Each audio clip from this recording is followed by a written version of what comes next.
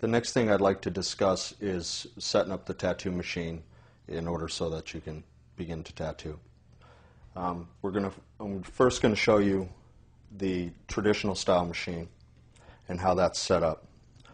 Okay, this is it's called a V machine, and this comes from Worldwide Tattoo. It's reasonably inexpensive. This would be a good entry-level machine for somebody that's looking to just get started and see if tattooing's for them, actually.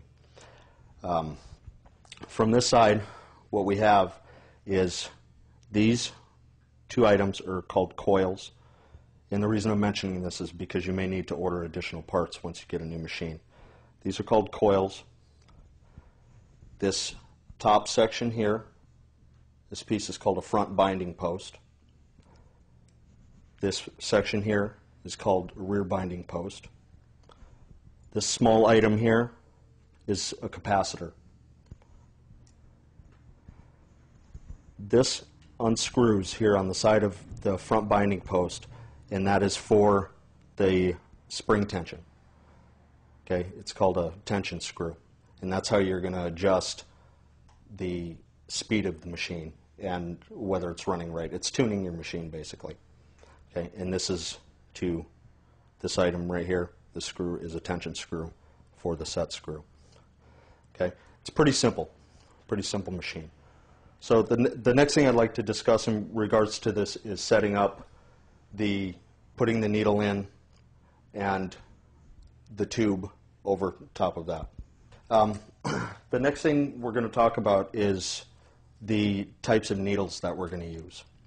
Okay, these are needles that are pretty standard in the industry.